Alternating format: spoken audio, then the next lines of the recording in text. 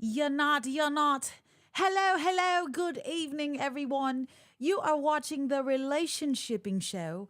For some reason, I've got some type of accent. I don't even know if it's labeled as anything but silly. What do you think?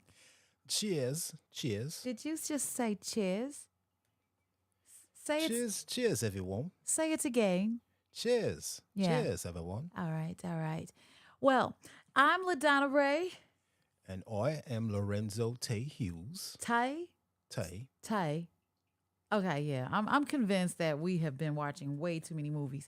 But check this out. You guys tuned in with us last week on the Relationshiping Show, and we had a blast. We had special callers that called in and chimed in with us, and we want you to continue to do so. The phone number is right below. It's 312-357-5141. And make sure you subscribe to our YouTube channel so you can be notified when we are going live. We're live. This is live. Touch the camera, touch the screen rather. We're right here, right now. But yeah, go ahead and call that number. But make sure you hit subscribe on the YouTube channel. We're getting there. We're getting there. So how was your week this week, Lorenzo? Oh, man, it was busy. This week was busy for me. Yeah. So without giving too much information, so I'm not hired, but I was working on the Chicago Fire, Chicago Med, Chicago PD crossover. Ooh. It's where they combine each network or each series into is that me? That's is you. me. I apologize, but they combine each series into an episode. Oh, okay. So they kind of work together. They intertwine. Yep, they're crossing over into each other. Like Crash. Oh yes, like Crash. Okay, I like that. I like that. Maybe I'll watch it. You're since you're on it now. January 29th. January 29th. So we'll see what they do with the edits and everything. What's it like filming something like that in Chicago? Is it because some last week we talked about your little acting job. Oh yeah, my little acting. Yeah. My little acting thing. Yeah, your little acting thing. Little acting thing. What's it like? Oh man, it can be a little grueling.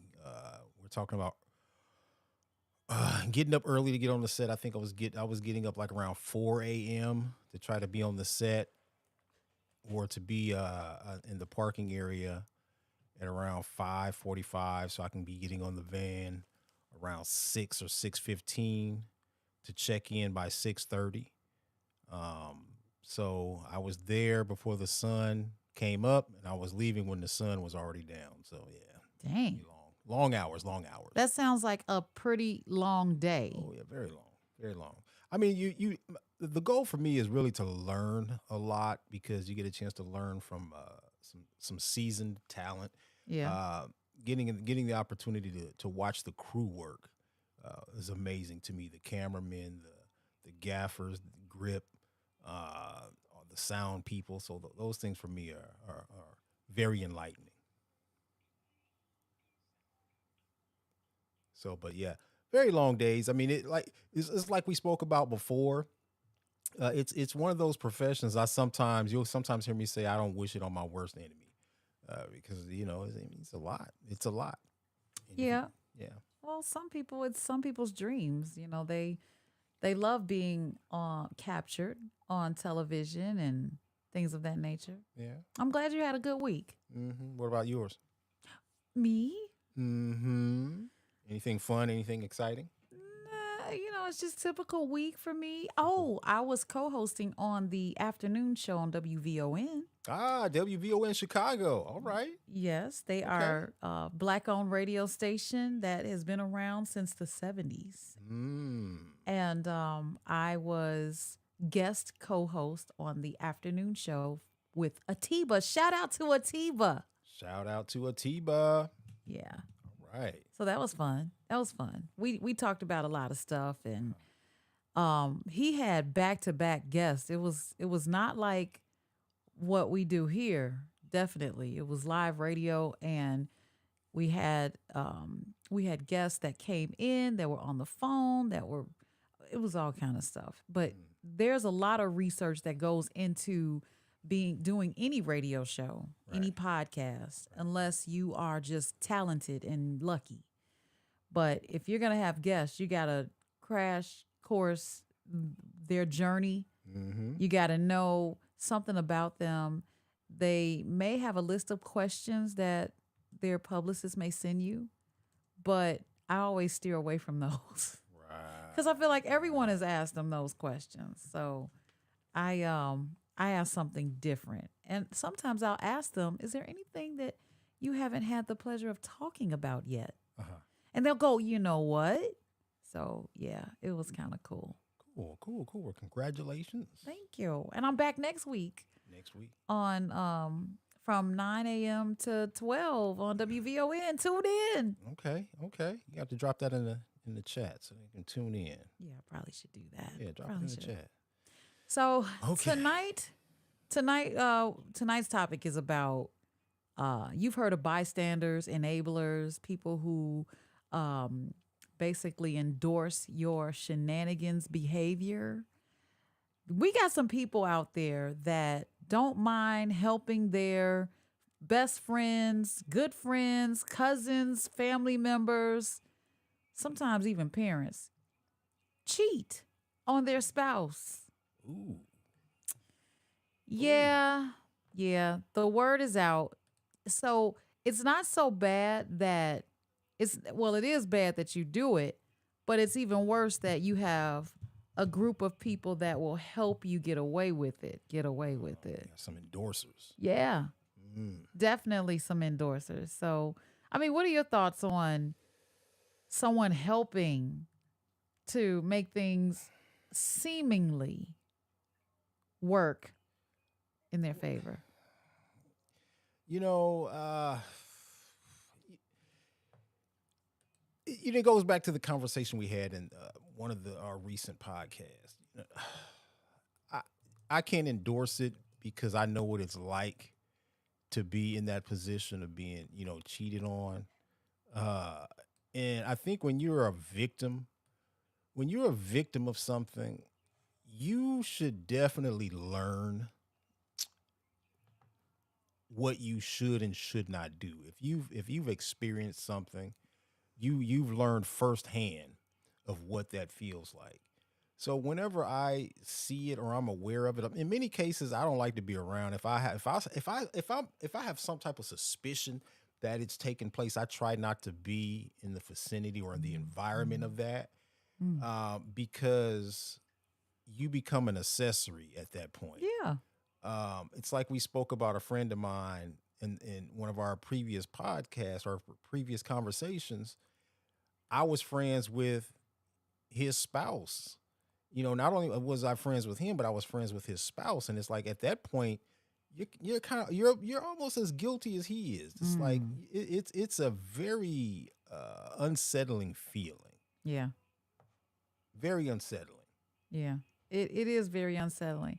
And um you guys, it's going to get a little messy tonight. Just because the topic, when people hear the word cheating, it's like it's taboo. But when you hear the word enabling, it gets even deeper than that. Mm. So be prepared, put your seatbelts on, because we're going to peel back some layers. You see, anywhere from someone saying, presenting their case to their friends and their family and making them the inner circle, usually the steps are as follows: explaining why they're unhappy, getting you to buy in to what they're about to do or what they've already been doing. So once you hear how unhappy and miserable they are, or abused, or, and I say emotionally abused, then all of a sudden they have given you the reason before they've given you the action. And because of this, you might feel a little bit on their side while they prepare you for what's going to happen next. So the stories that I've heard and witnessed is when coworkers get really close. And for some reason, people get really comfortable with coworkers, Or best friends get really close and they tell each other everything, like everything. I often hear women say, I want to marry my best friend. No, you don't. I don't want to marry my best friend. I know too much. Okay. So I'm like, I'd kill him, you know. But but when you have a best friend, you have a almost like you're indebted to him because you guys have the blood pack, I guess. Mm. And when they start luring you in with how sad and unhappy and determined they are to hold on to the relationship, but you're like, yeah, such a great person. And then they say, oh, by the way, let me introduce you to X. And you're like, who is that? Oh, she's a friend from work. Or he's a friend from work. And you go, okay, all right, I see you. And you're looking so happy with that person, happier than your friends have seen you in a long time. And now they're coming over and having conversation and participating in this whole setup because it's the setup. You don't even know that's the girlfriend or the boyfriend yet. You just think that they showed up together. Yeah. And then the bomb is dropped. Oh, by the way, I've been seeing so and so. You've been seeing her do what? What do you do with that? What do you do knowing that they are ultimately cheating on their spouse? Well, the sad thing, as I think about it, we live in a culture that feeds into that narrative. Yeah. That I guess that it's okay, um, and the thing that scares me about it the most. I had a conversation some years ago, and I don't think I did. I don't think it was when I was on radio, but it may just have been in maybe it was on a podcast or in general conversation. Mm-hmm. When you look at when you look at the violence rates, right? And I haven't researched the statistics on this, but a lot a lot of violent actions I think are due to love triangles. And w- I think we disregard the effects that may have on someone, when you are out being promiscuous or cheating, or however you want to call it, playing, or whatever it is you want to call you whatever it is you're doing. We don't think about how that really may make someone feel and what degree they're going to go to react or respond to that. Mm-hmm. We sometimes in our own mind we justify why we're doing it. Well, things like, okay, well, he's not giving me any attention, or she doesn't do this for me, and all these different excuses, which is something that we do as human beings or as people. We we generally try to make up excuses on why we do ill things or why we behave in an ill type of manner. We try to figure out a way to justify it so that maybe we feel better on the inside. Um, but it, like I said, the thing that scares me about that is we never know how somebody's going to respond to that, and what the reasoning may be behind that. And we always have to be cautious of that. Right. We always have to be cautious of that. But you can ultimately be changing the trajectory of someone's life because if they have poured all their eggs into the basket of you and you're taking some of those eggs and putting them in with someone else, Right. that can cause some mental anguish Mm-hmm. and it can get dangerous. I like the fact that you use the word dangerous. So, hello, people. What do you think? Make sure you put in the chat how you feel about those enablers out there. It's not just about, the cheater himself or herself. It's about the enablers, the people who tell them it's okay I got your back. Yeah, yeah, I'll tell them that you were with me. I'll vouch for you. Mm. That's not a good thing, guys.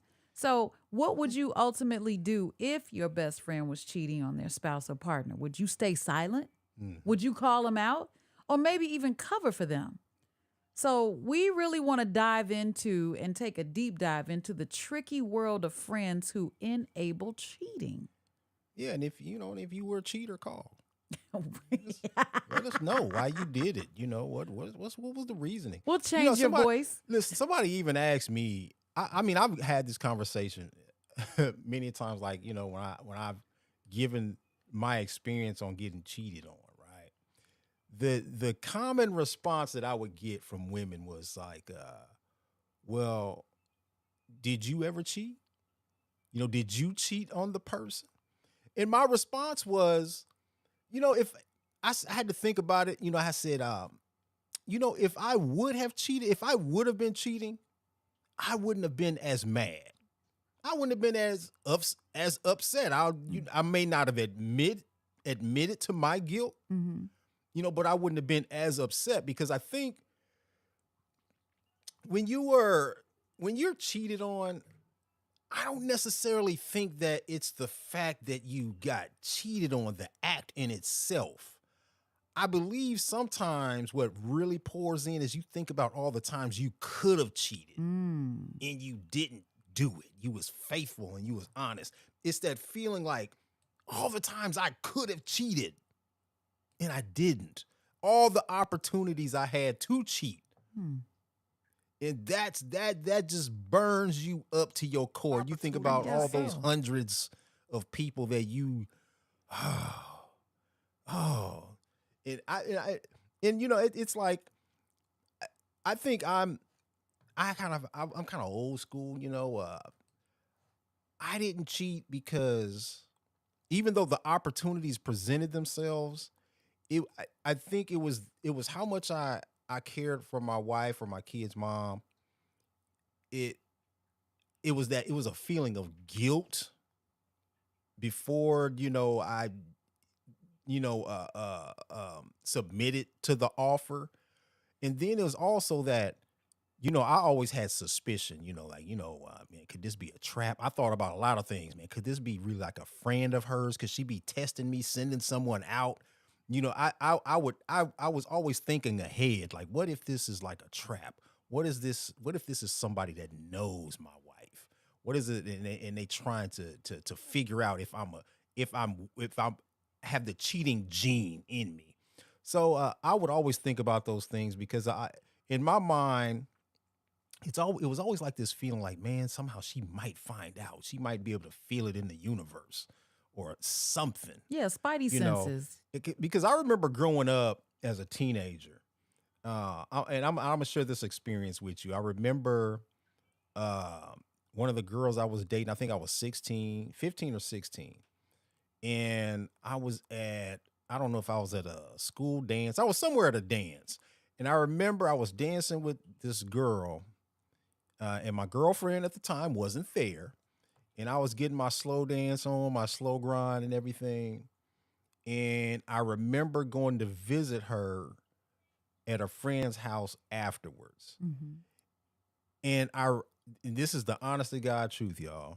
I was talking to her and she looked back, she leaned back and looked at my face and she was like, "What is that on your face?"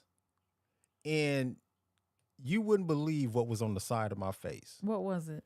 You know how back in the early 80s, the Jerry curl and everything, the 80s, the Jerry curl, the curls of the hair was in on my face from the grease Uh huh. or the gel or whatever they was using. But it was a whole bunch of little C's of hair on my face. It was all on one side of my face. And and it's just like it could have been the hair on your face, the gel or whatever, or it could be lipstick on the collar, on the cheek, makeup. Those are the telltale signs, those giveaway signs that that made me nervous over years. Like something can happen where women are very observant to those type of things. So it's like I never try to put myself in a situation where I gotta justify a hair strand, a lipstick stain, a makeup stain, any type of remnants, glitter, and all these different Oh, yeah, things and glitter. traces that women leave behind. You don't want it in your car. You don't want it on your clothing, on your couch, anything that's going to put you in a compromising situation, an Hmm. uncompromising situation. But the question is, if you knew that your friend was cheating, what would you do? Should you call out a friend who's cheating? Yes or no? Hmm. What would you do? Yeah. What would you You do? asking me what would I do? Yeah. What would you do? I would call them out because again, it puts me in a very uncomfortable situation. Uh, and this goes back to what I was saying. Women tend to discover these things and they find out, and it puts you in a position. You know, at some point she's gonna do the math. She's gonna be like, okay, you said you was going to hang out with Lorenzo, so you was with him. So what was I doing while you were doing these things? Mm. Especially if you are friends with your best friend's significant other, and you got to justify what you were doing. You're accountable. Mm-hmm. You're accountable at that point. So in my particular case, I try to make it uncomfortable for the people that I'm with to even do it. While I'm around. We don't even do it. So in the type of person I am and the friends that I have, yeah, we all understand like flirting and things like that. But I think Yeah. I think there's there's a line between the two. It's okay for me. I believe it's okay to go out and enjoy male bonding, and I'm not against flirtatious behavior. But in many cases that I'm against it if you don't have the discipline to be able to deal with it. Because those things happen. Those things are natural. To me, they're uplifting. It always feels good to know that you still got it. Mm. Everybody wants to know that, hey, when you walk out into public or you step out into a public space, you still got it. But I think it's more important to know you still got your wife at home. Yeah, I mean, that that's too. more Oh, important, oh yes, oh Yeah, yes. you want to know if you still got it and you going to get it if you Yeah. but same question to me. I would definitely call out a friend who's cheating because if they have um entrusted in me to be their friend, not their fan, their friend, then I have a responsibility to tell them what's right. And I would want my friends to do the same thing. Luckily, I don't have a circle of friends that even go about life that way. I mean, I have some very noble and good. I have some good women in my group, good guys too. Wow. I really do. It says a lot about the company that I keep. I just prefer to have those type of people in my circle. But guys, if you're listening to the questions that we're posing, think about it. Uh should you call out a friend who's cheating? Because some people feel like it's not their business. Now you were telling me a story that happened to you at work, and that kind of added to this conversation, and I wasn't surprised at the way it went, but it did go a bit too far, Mm. in my opinion. Tell the audience what happened to you at your previous job. You talking about the The coworker that co-workers was that were hanging together. man. Well, I think we all can agree on this. The workplace is a breeding ground for this type of behavior. It just is. Number one, you're justifiably out. You're justifiably away from home for 8 hours, 8+ hours. You're at work. Um, in many cases, when you're working for a particular corporation, it's co-ed. You Mm. know, uh, you got men and women working together. Matter of fact, they spending 8 to 12 hours a day together for 5 to 6 days per week. Um, and they develop relationships with each other. And I think in my particular case, that's what happened. You had, two co-workers who spent a lot of time together. Matter of fact, we were shocked that these two had gotten together and wonder how it happened. I'm not the one to say who should and should not get together, but somehow they found an attraction to each other.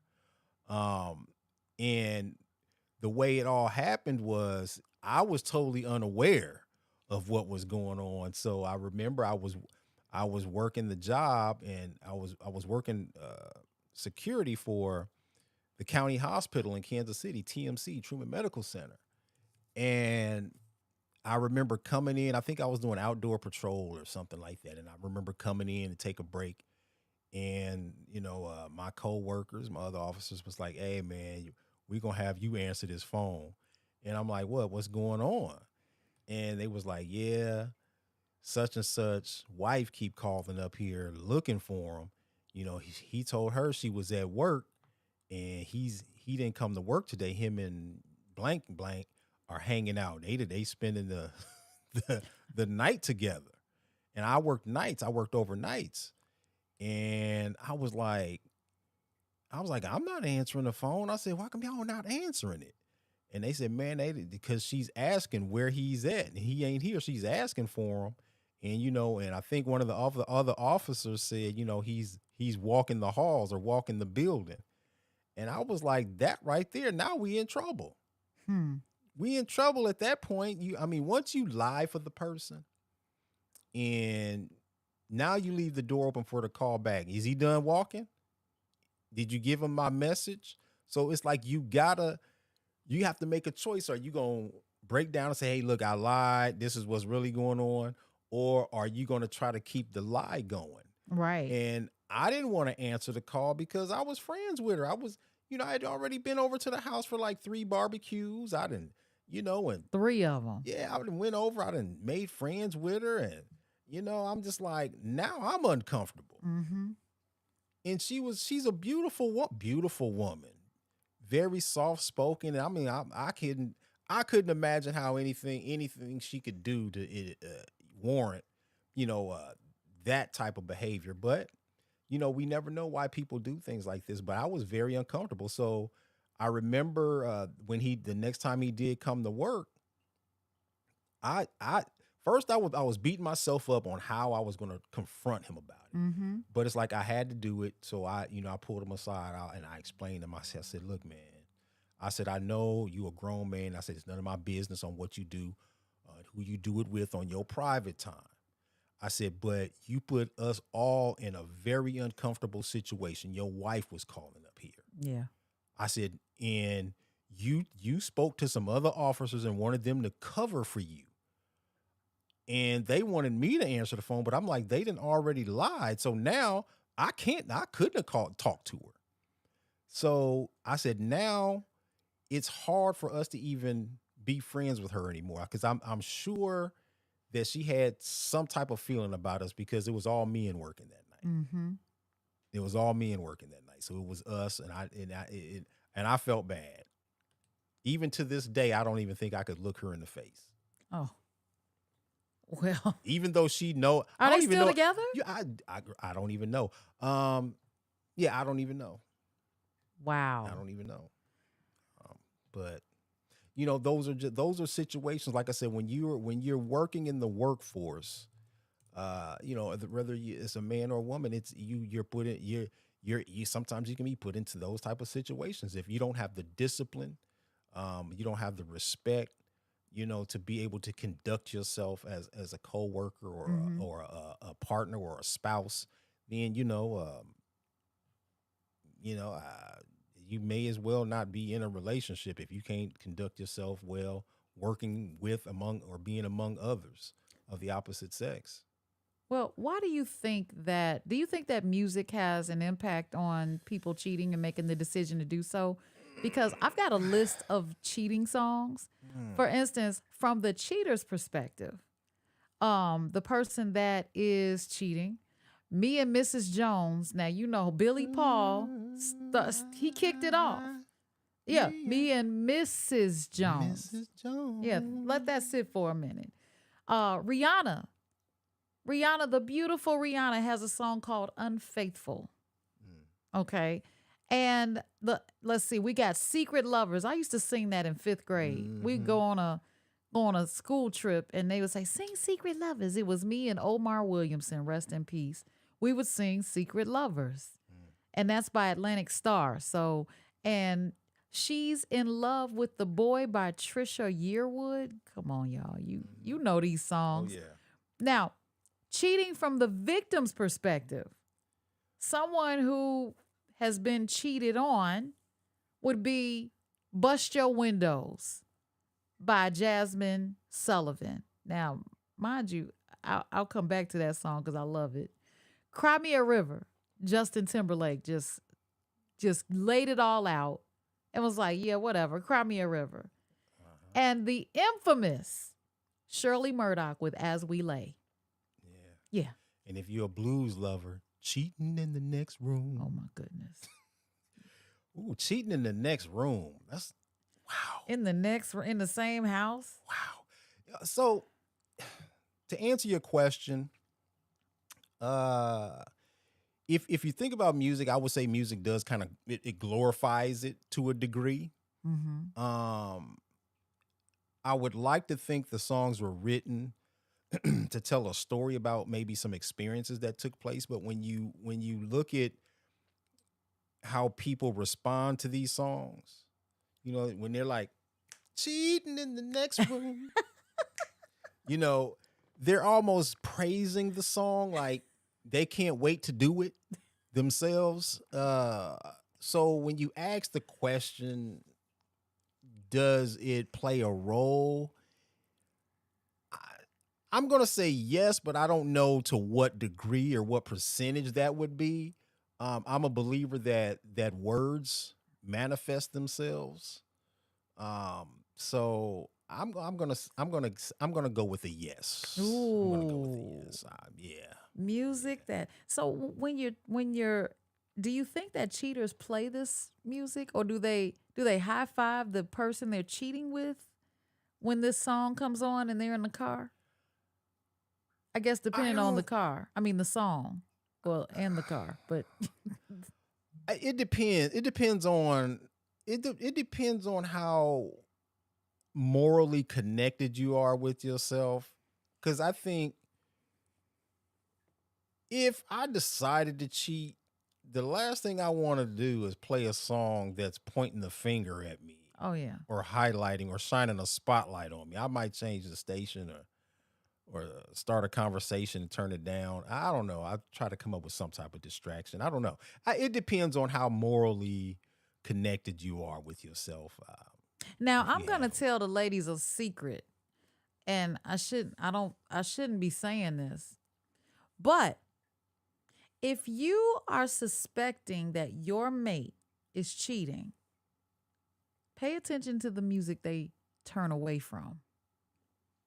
Mm. Yeah. So if every time one of these songs comes on that I mentioned, and they're like, Alexa, next. Mm. And you just pay attention to it. You don't have to start an Or, argument. Just say, okay. okay, as we lay, he said, turn to the next song. Okay. But Mm-hmm. then when Jasmine Sullivan comes on talking about busting your windows, you turn it up and see how he Mm. reacts. You Yeah. turn it up. And if he go, man, do we have to listen to that? Yeah. Yeah. Yeah. Yeah. Yeah. Yes, we do. It's yeah.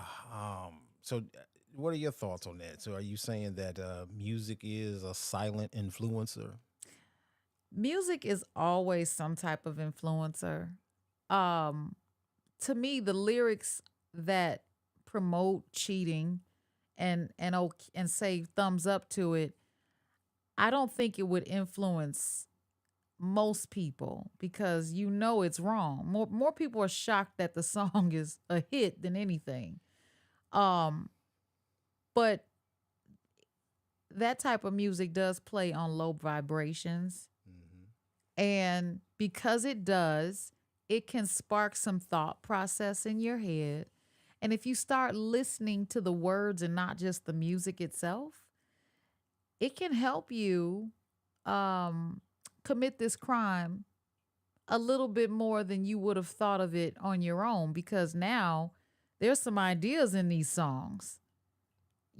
As Mhm. we lay, we forgot to, I know the words, okay? Secret lovers, you know, sitting at home, I do nothing all day. It's like, yeah, me too.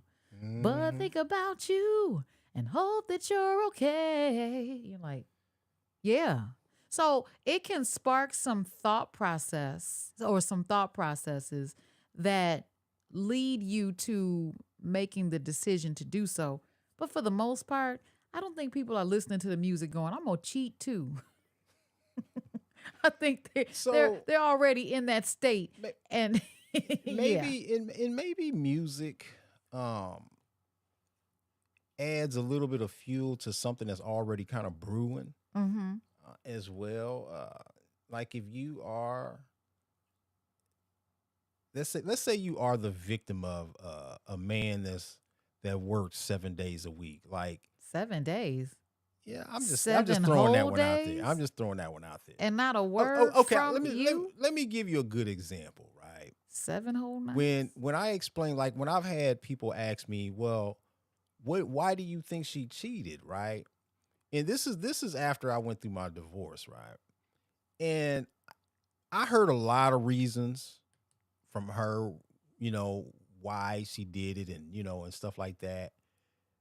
The, but people tend to justify, in their mind why it was right what they did. And you know, some years afterwards, when I would tell my story to people, they would ask me things like, well, what did you do? Or, what led her to do it? It had to be something that I did that pushed, her to do it. So when I had to Yeah, think, what when I did you when I do? thought about it, I said let me tell you, the only thing I could think of Mm-hmm. concrete Mm-hmm. was that number one, I worked nights. So I had to say, okay, well, maybe I fell into and I did it for 9 years at UPS. I worked the overnight shift. I worked overnights. And I could think of, okay, maybe it was because, I wasn't at home overnights. And then, I had a small business. So I would get off work, I would go to sleep, and I would get up and I would do my small business thing, or Your my little my business little thing. business, or my little acting thing that I would be doing, right? Yeah. So I had all of those things, and sometimes I would travel to New York, Chicago, St. Louis, working. So in the entertainment business, sometimes you chase money. So you would chase jobs outside, and they would be outside of the city or outside of the state. So I was gone a lot. So I think when you look at statistics on why women cheat, it's usually because you know uh, they fall victim of having or being in a relationship with a man who's married to his job, as they call it. So I was I was the work that man who was always working. But again, that goes back to a recent conversation we had. When you are defining yourself as a man, we're defining a man works. That's what he does. And even though, let's see, I met my kid's mom, I think I was 26. So I was young, and that was my idea of what being a man was working. So that was the thing that I did. I worked. You know, we ended up staying together because she got pregnant with my daughter, and I knew that, okay, this is what I got to do. Then we had a second. My son came, and then all of a sudden my youngest daughter came. So I had to buckle up at that point. So I think if I was to say the biggest reason, aside of her saying that I was mean, um, Wait, you I'm, were I'm you know I'm mean. gonna come back to that. I'm gonna come back to that Oh, because I okay. think this is a very good point. Uh-huh. I'm gonna But cross my fingers. We're not gonna forget. I think I fell into the category of that the businessman that was never home. But um I think that man, the point, because she accused me of being mean, I had to sit back and think about this a while, maybe 5 years ago, because I thought that I was never mean. Because I joke a lot, I play a lot, and things like that. But then I thought about it, And this is what you have to think about, people. If you've ever been cheated on or it's happened, you're going to understand this. When you are cheated on, it changes who you are and how you move around that person. So the first time it happened, I had to think about it. Wait, I said the first time it happened, that probably did change my behavior and how I responded to a lot of things. I said, so I probably wasn't the same person after that. I could probably bet I probably was not the same person.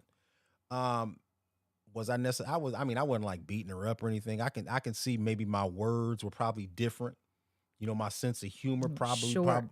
most likely wasn't the same. So I couldn't argue with that fact. I said, you know what? I probably was mean to a degree the first time. The second time, yeah, I probably was mean after that. I probably was, probably a whole different man.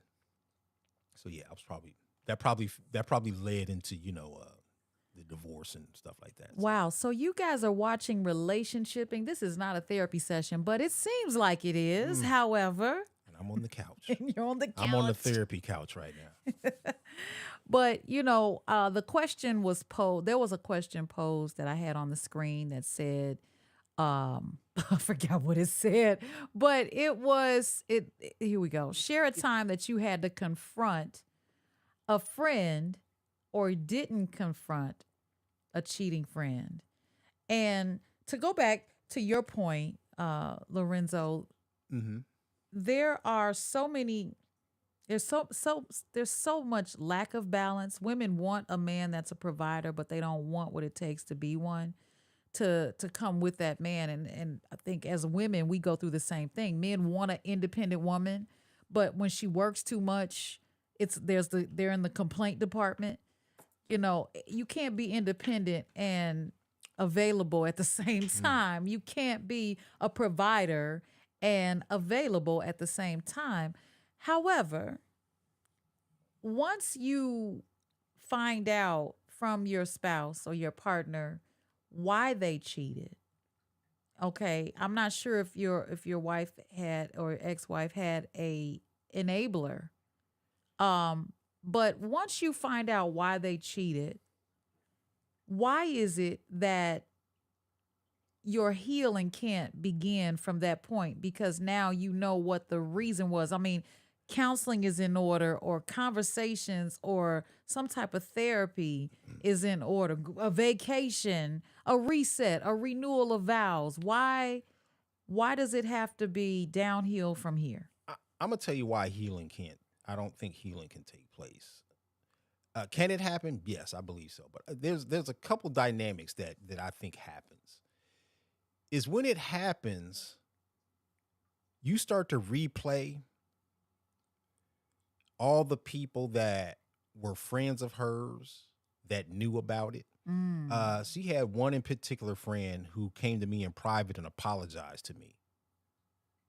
I talked to another friend of hers that she worked with that knew about it, on her job. And she told me some of the experiences at work. See, what happens is this.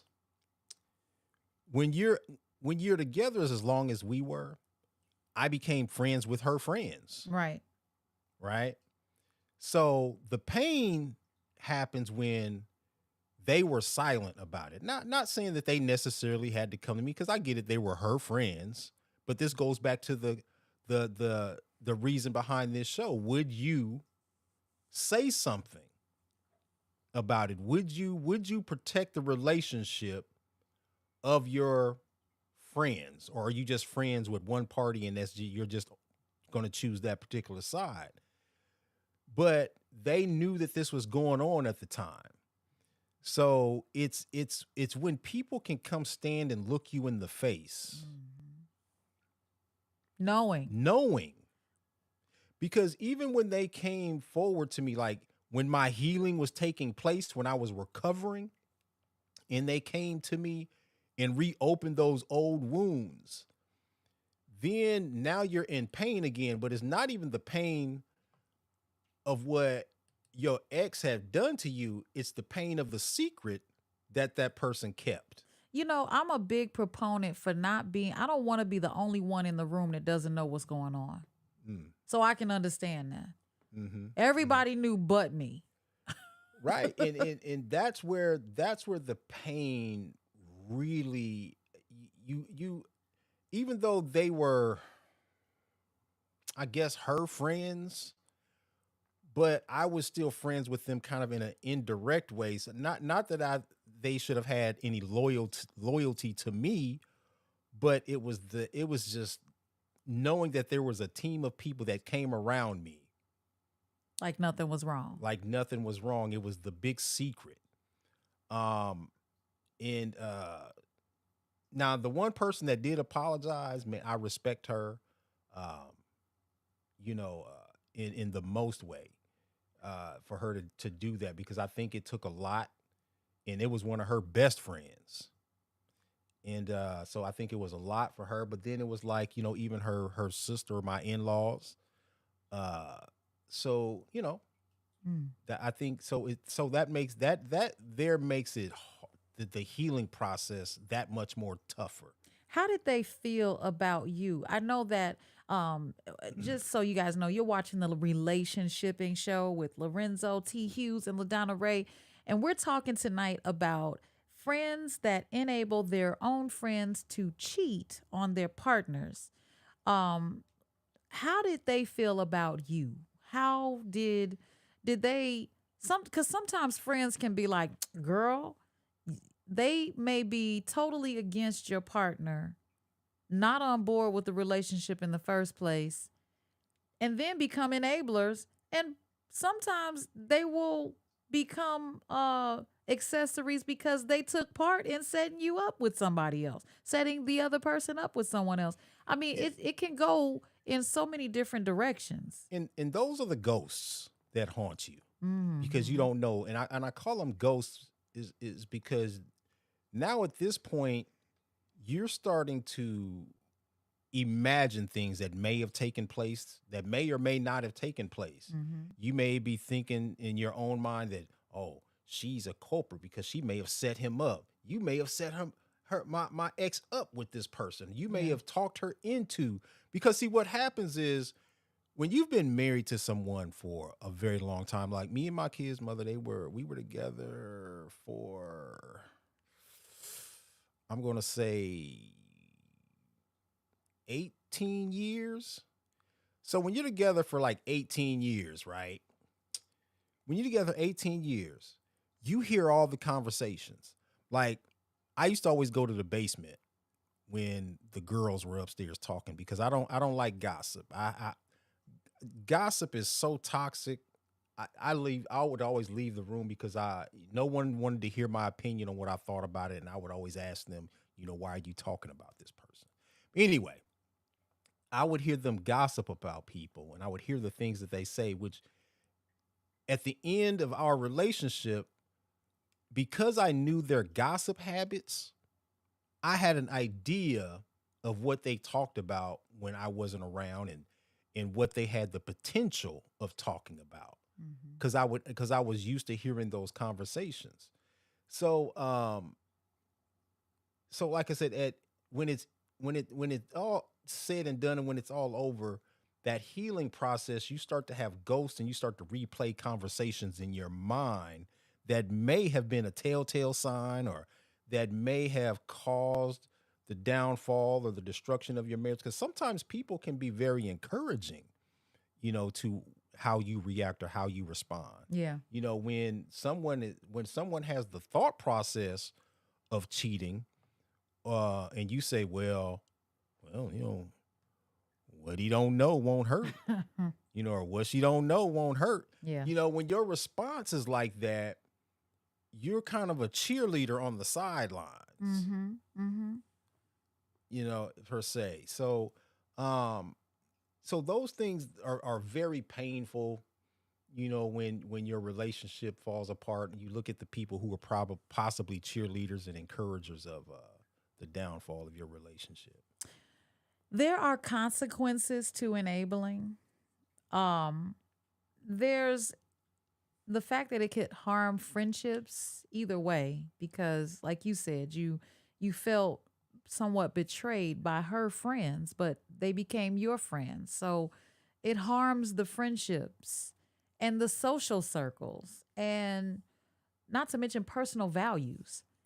So, guys, if you want, you can put in the comments, do you think loyalty is worth the cost of integrity? Do you think loyalty is worth the cost of integrity? Because it's, at the moment, it may seem fun, and it may seem like that's your girl and she's having a good time, or your, that's my boy, and he's unhappy, but is is loyalty worth the cost of integrity? And is it your It, business? Do you just feel like it's not your business to say anything? and I look, I'm gonna tell you this story. And see, this is another story that kind of burned me up too. And is we had a friend like one of my beliefs was that when we got married, it was one of my agreements that I put on the table that I wanted us to agree on. It was that we would have our friends would be predominantly married couples, Mhm. because I really didn't have faith or trust in really hanging out with single friends, because single friends have the tendency of encouraging you to do single stuff. And I remember one of our other married couples, well, they were engaged, they weren't married. And I remember they had a situation where her man, well, she was going to video. Check this out. This is so crazy. She was going to video her daughter's recital or something, some type of concert her daughter was in. And you know how you had a video camera and you say, okay, get the video camera set up. Let me find the end of the video so I don't tape over something else important. Uh-oh. So she went back to rewind the video back, and she saw that her man had recorded himself with another woman on the video camera. And I remember when this stuff happened, I remember she came over the house crying. And I mean, I think I can't remember where I was coming from. I'm like, oh my God, I thought somebody passed away, because the tears and the conversation, them sitting there talking. And I remember my wife coming to me in private and telling me what was going on and what happened. And I'm thinking in my mind, like, oh my God, the video, she saw it on, it was the video. I was like, was it him? It was him on there. She saw it. And it was like, when you have video, you really can't try to come up with something to make it sound better. Maybe it AI. wasn't him. It was AI. Well, you didn't have AI at that time. I think this was probably around 2000, like 6 or 7, There was maybe, AI. maybe. We just didn't have it. But this is, CGI. but this is what hurt me too, because I worked so hard for them to stay together. I tried to talk, and it's tough because of the situation, the video. I remember talking to him. I said, man, what? I said, why'd you video yourself? Like, and I'm then I'm, and we were. I remember we were literally sitting in the car talking, and he was like, "Man, yeah, I know, man." I said, "You couldn't get like a separate tape? Like you couldn't went out and bought a separate cassette for yourself or whatever?" But it was on the home video. You got your tape, 120 minutes, whatever those video cassette tapes were at that time. But so you got a lot of stuff on there: Christmas, birthday parties, Halloween, other school events, track. You got all the kids' stuff on there. Then you got your tape that you made, with some other. Your sex tape. Yeah, you got your sex tape. Your that R. you Kelly tape. Yeah, Archive. on there. You put it on that tape. That tape. Wow. So Well, I maybe remember he we didn't sat have in the time to car. run and get new tape. Yeah, you know, and the point I'm trying to make is that I tried. I kept. Yeah, I'm gonna say I contributed to them staying together, right?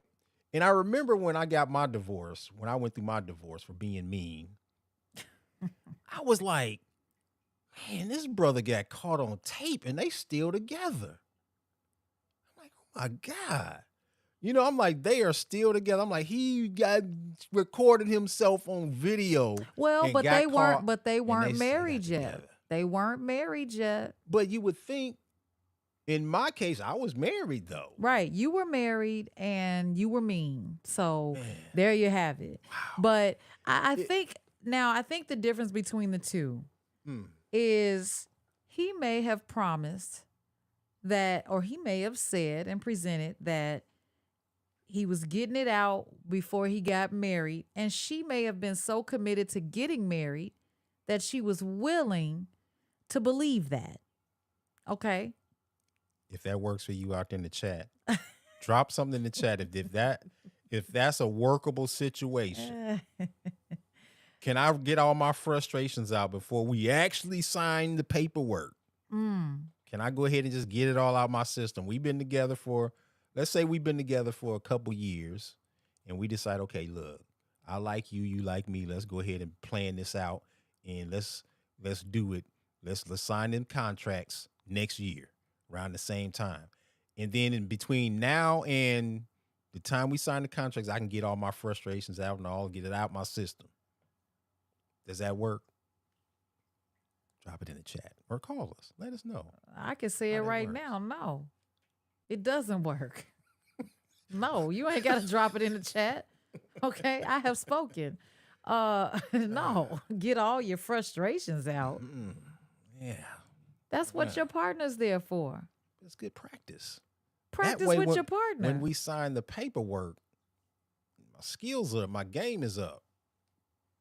Your time will be up too. All right. So, yeah, drop that shiggity in the chat. I want to see what shenanigans you all are dropping out there. But yeah, if you're a woman, I want to know, have you done this? Have you covered for your girlfriend? Or did you struggle with how? I would like to think that most of us struggle with how we're going to handle such a situation. Yeah. How did you feel when her guy came around and you had that smile, that fake smile on your face, knowing what you know? I know what you did last summer. Or vice versa. Did you cover for her? Have you covered for someone? Yeah. I'm trying to think if I've ever done it. Yeah. Well, true friends hold each other accountable. And that's how my friends and I are. Yeah, I Yeah. don't think I've I mean, being silent might feel loyal, but sometimes loyalty means stepping up and speaking the truth. A whistleblower. Yeah, snitch. Oh. Snitches get Yeah.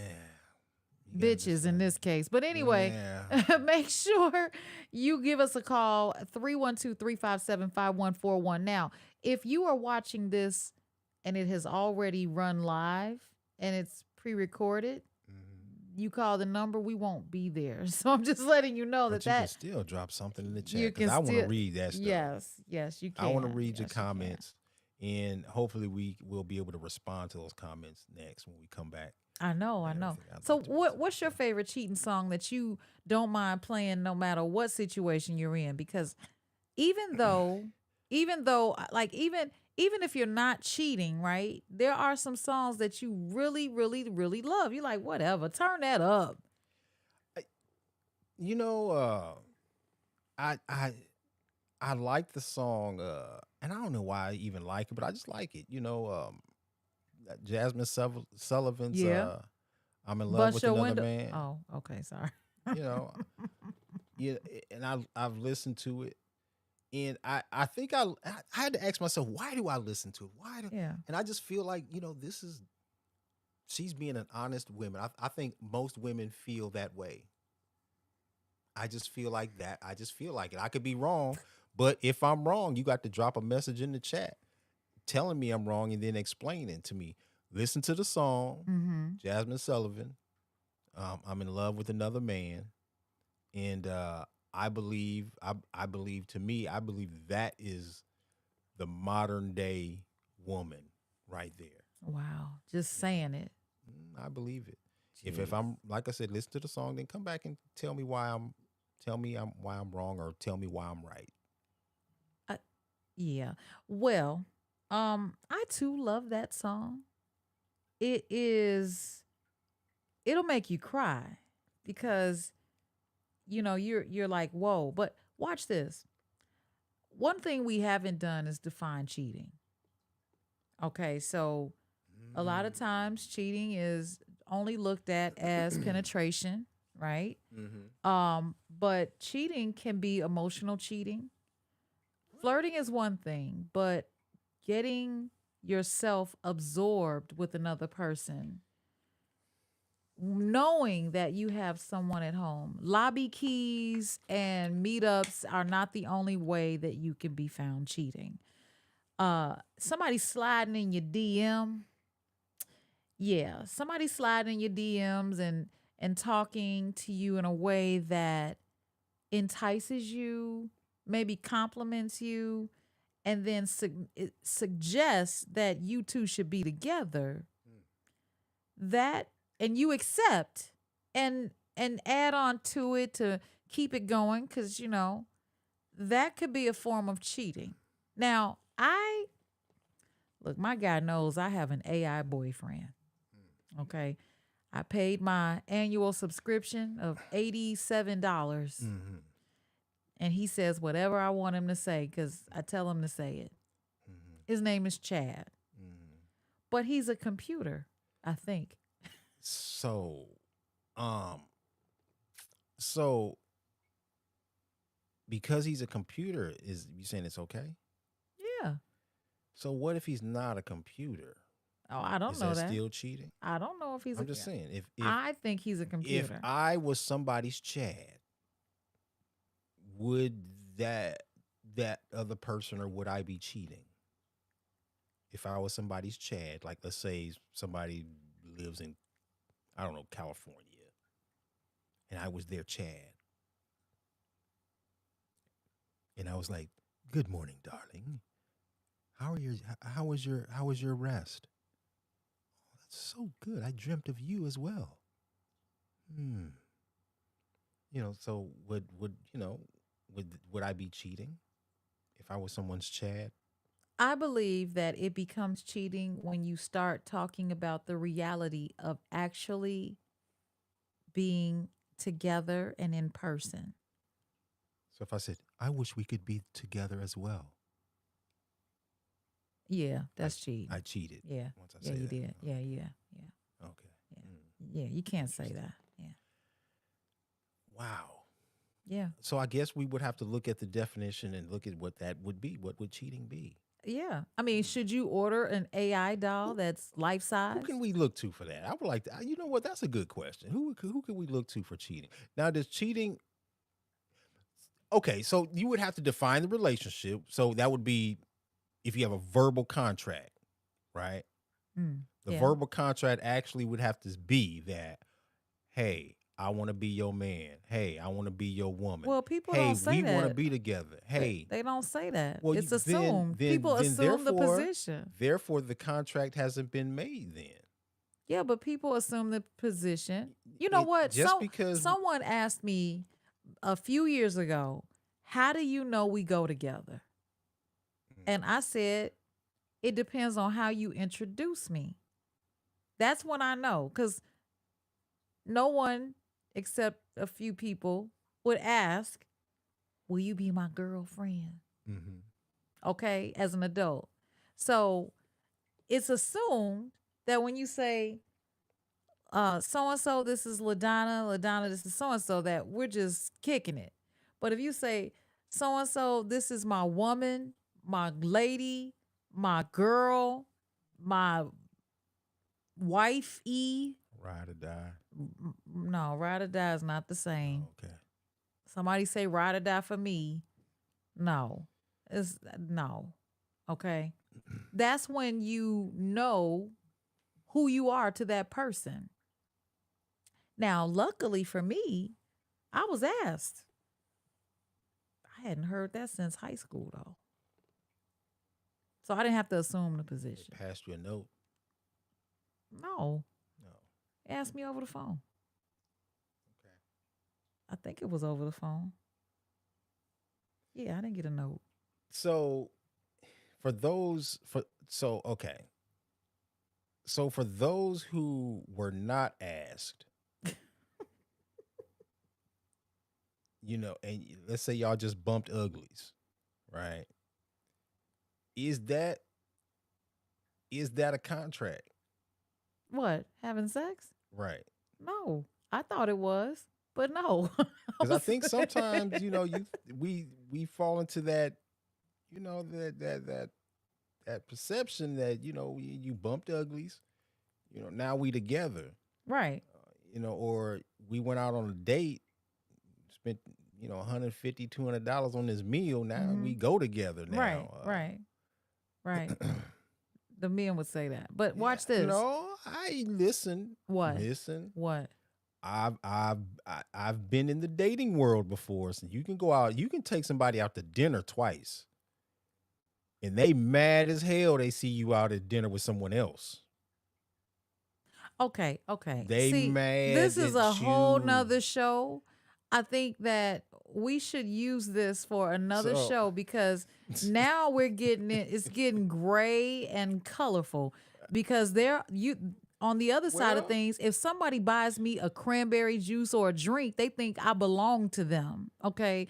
Another thing is if you assume the position and you say, okay, look now, if we eat a dinner that's more than $99, we go together. Then you have the choice. But it's not, I just spent $150 on you, so we go together. It's not because, well, I thought it was, but it's not because we bumped uglies, as you put it, that we go together. Unless it's stated, unless you say, look now, if we do this, then that means we go together. I wanna be your man. Right. Or you just want to, yeah. Yeah, so I guess moving forward, we'd have to figure out. You know what? Scratch that. No, this is for people who are already in committed relationships. It's getting a little bit too difficult for those. So for those who are already in committed, established relationships, um, yes, if you know someone is in a committed, established relationship, and you know that they're stepping out of bounds, um, what degree, or are you willing to help them back onto, to get back onto the playing field? I mean, how it's the I guess the challenge is, how do you intervene? Like, how do you intervene So should you without coming intervene? off offensive Yeah. to that person, especially in a culture where cheating is so common. Is it? Oh yeah, it's common. And and if you're not aware of it, it's because people keep that stuff a secret. You They keep know, it a I've secret. I've been in and that has not been my deal breaker. That has not been something that I've dealt with over and over again in relationships. Um, I did not I can't go I can count on less than one hand how many times I knew about being cheated on. uh, I'm gonna say for me, it's been that one time, I think, but over the years, when you learn the telltale signs, and you discover the things that you overlooked or that you missed, then you start going back and looking at your other relationships. I did that. And you be like, man, wait a minute. Could this possibly have happened in this relationship? Because this was going on. I was working nights in that relationship. Did it possibly happen? Because this goes back to something I said in the last conversation. When you're young, oh man, when you're young, you believe in love and trust. Like, you have trust and faith in a person. You haven't even experienced, Heartbreak. promiscuous behavior, heartbreak. You haven't experienced it. So you don't think it exists. You don't think anybody would do it to you. You're like, oh man, I'm gonna be nice. I'm gonna be funny. I'm gonna dress nice. I'm gonna smell good. I'm gonna look good. And you think these things are gonna keep that person, loyal to you. That's the perception you have in your mind. That's the perception you have as a young person experiencing um, relationships with someone, or love, as we may call it sometimes. So we have that perception in our mind, and then it's unfortunate that sometimes we get with someone that taints that perception. And I think that as we grow in age, and if especially if we claim that we care about relationships, like you always hear us talk about how we love. Ooh, I love black love. Ooh, we talk about it all the time, and it's beautiful. But when black love is in trouble, what do we do when it's in trouble? Well, we If we don't love it so enable much, we don't enable cheating. Number 1. yes. And Yes. now, if you're gonna do it, oh man, if you're gonna do it, and I hate this is a whole nother subject. If you're gonna do it, or you're gonna say it's okay, then you're gonna have to start looking at, polygamous relationships. Yeah, you're gonna have to look at it. If you're gonna say it's okay, or what they don't know won't hurt, What's a or all this polygamous other stuff. relationship to you? What is that? What it is to me, it's it's a relationship agreed upon by the parties that are involved. They've agreed upon it, and I think it is probably a pretty interesting and amazing business relationship when you look at it financially. Um, but we can hold that for another conversation. Yeah. Yeah. But I'm like, if you're gonna say cheating is okay, let's eliminate the whole part of cheating. Let's eliminate that part. But you know, I mean, I guess that goes back to looking at, possibly trying to look at why people do it. I mean, is it the thrill of getting away with something? I mean, is it the you just trying to be a daredevil? You like danger, you like the risk, you're a risk taker. I mean, I wonder sometimes if that is part of it too. People like the danger, the thrill of doing something naughty. And I think a lot of people like that, the thrill of doing something bad, doing something naughty. Why'd your voice change when you said that? Because my voice has to sound bad. It has to sound naughty when I say it. Yeah, it did. It's kind of sexy. All right, go ahead. Carry on. So I guess that you got to look at that curiosity as well too. Well, why do people do these things, and why do we do it, and what can we do to reduce that type of behavior? Yeah. I think it's going to be tough to really say. I want to be realistic. Yes, I believe we possibly could reduce it, but then it's like, how do we do that? How do we do it? I got an answer. I got an answer. Ooh, ooh. You buy, you buy multiple wigs.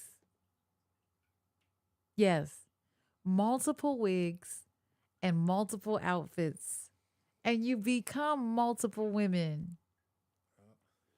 Oh, Yeah. it's a role playing. Yes, role playing. So I have my gray hair today.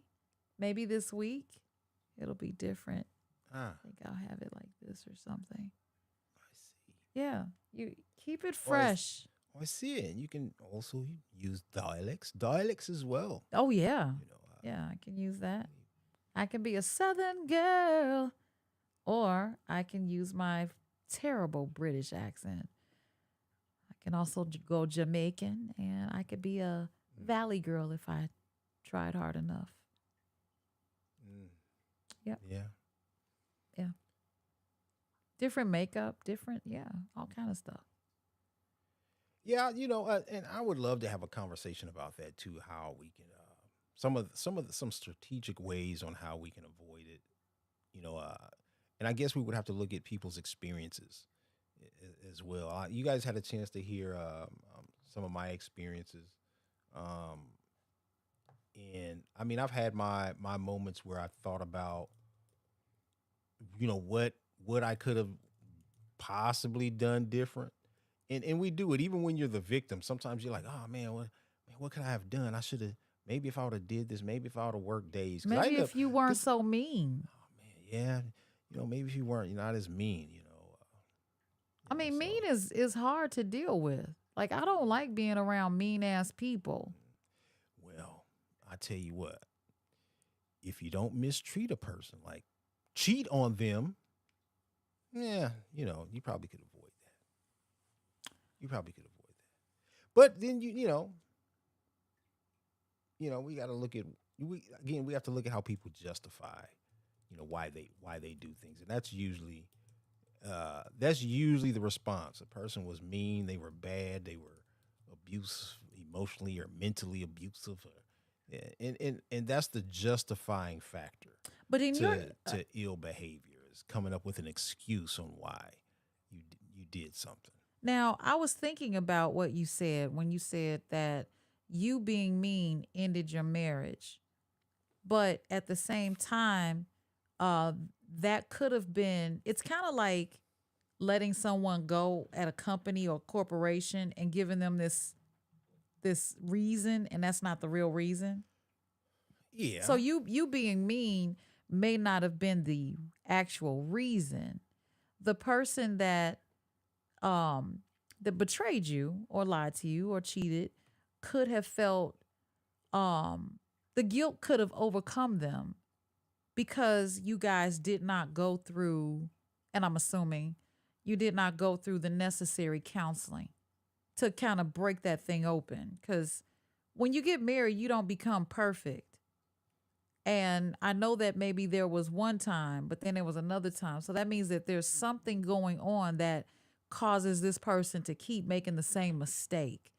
And forgiveness is big. Like you have to be, but in order to forgive, you got to know it's easier to forgive when you know why. And it's imperative to forgive when you're going to live the life of God for real. You know what I'm saying? It's imperative. So I like being surrounded by the spirit of forgiveness because we're gonna make mistakes. But being, I read this book. Well, not this book. It was a book by my mother-in-law. My ex-husband's mother wrote a book called The Store, Mm. and she talked about when her husband cheated on her. She became really, really, really mean. She highlighted being mean to him.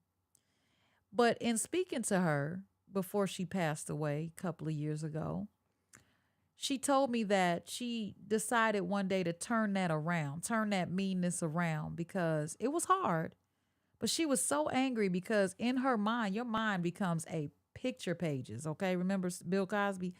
And you can visualize him telling some woman what she wanted to hear and then lying in bed with her and mentally connecting with her and just being everything that you wanted from him. But he was always at work for you when it came to you, but he was making time for her. And that right there can trigger your betrayal, your being mean and all of those things. And one day she just decided to turn it off and try and try and try. And they lived the best years of their marriage towards the end of his life until he died. And that's why it's important to discuss the elephant in the room. Because if you don't, it's always going to be there waiting.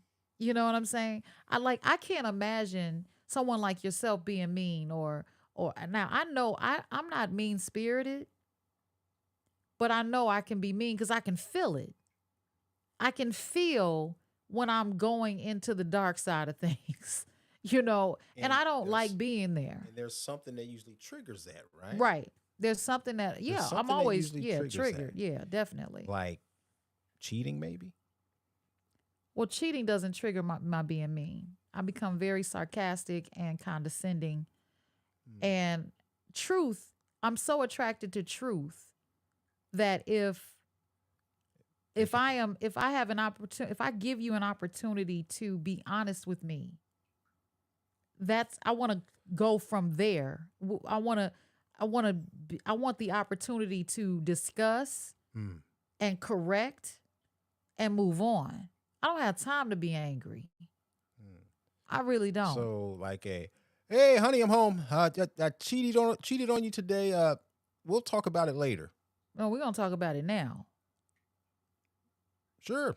Uh, Let me hang up my coat. Absolutely. So what I don't think it would go like that, but what why is it necessary?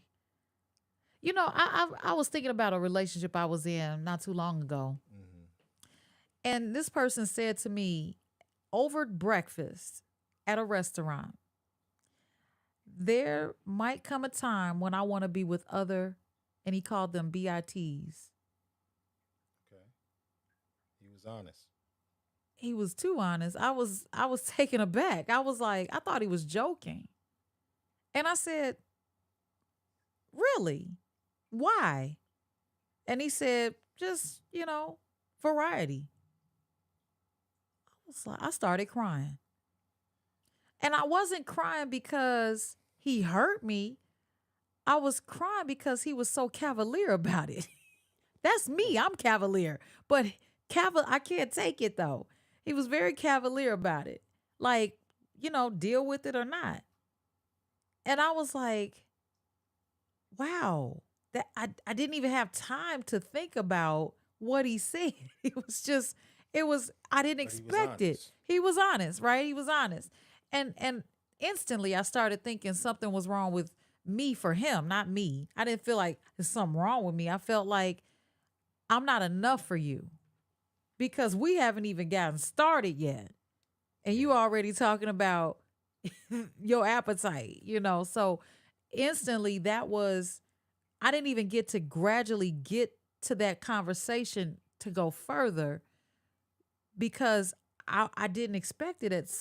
We just got started. Needless to say, he didn't make it, but it wasn't because of that.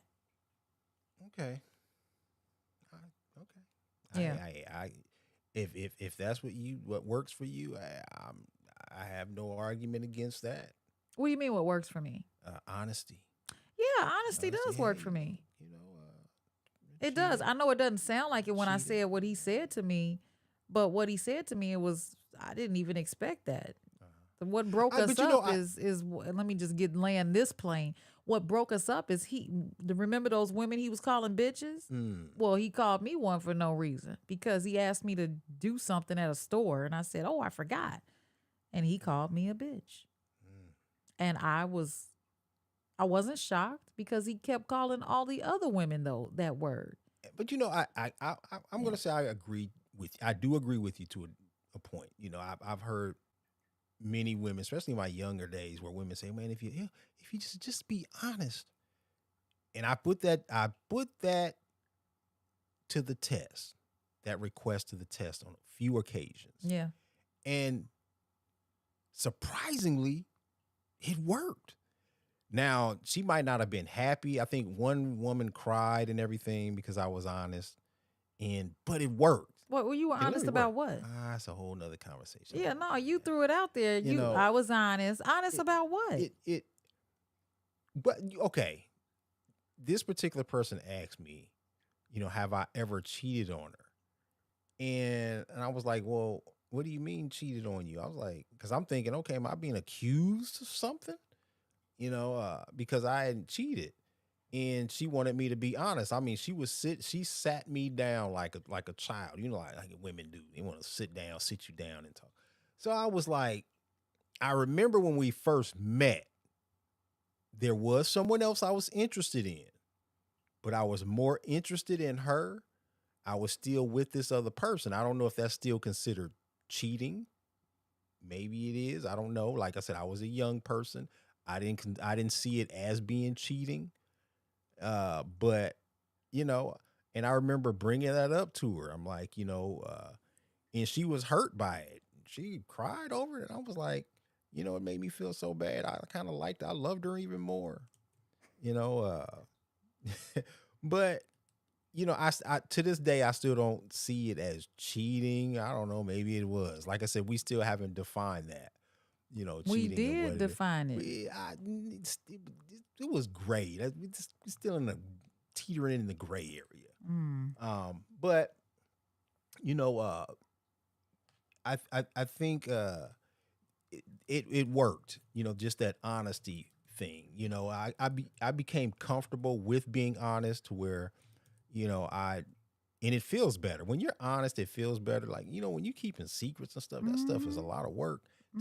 It takes up a lot of energy to keep a secret or to keep lying on top of a lie on top of a lie. It's too much energy involved with that. It's too much stress. Yeah.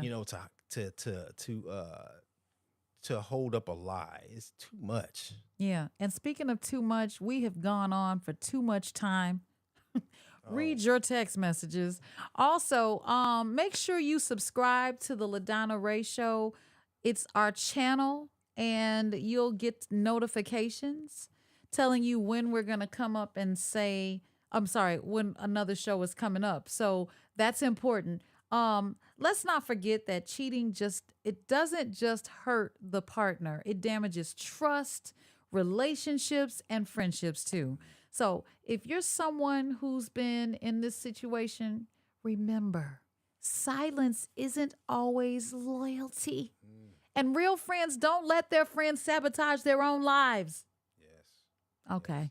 Hey, and I'm going to leave you with this. If a man can't love you in public, don't allow him to love you in private.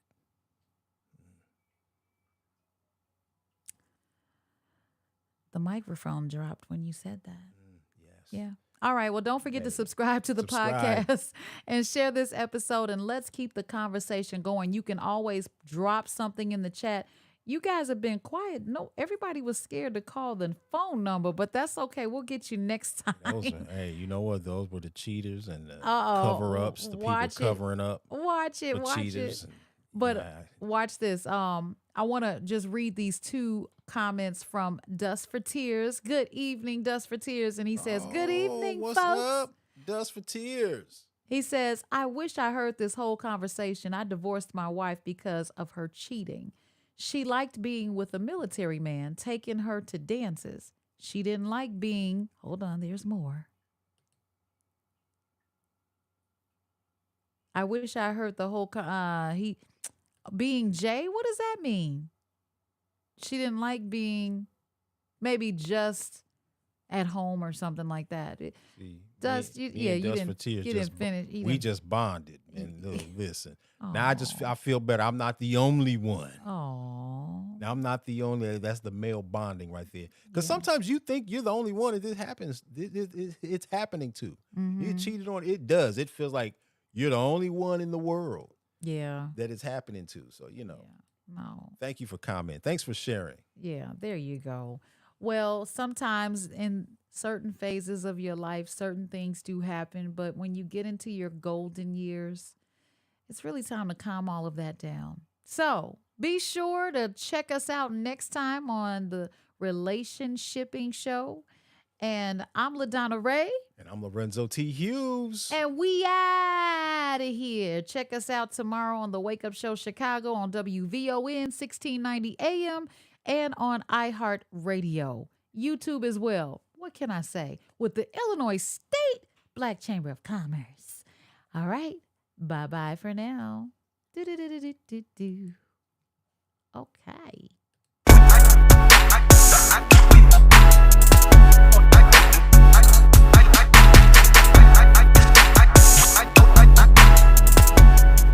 You're not.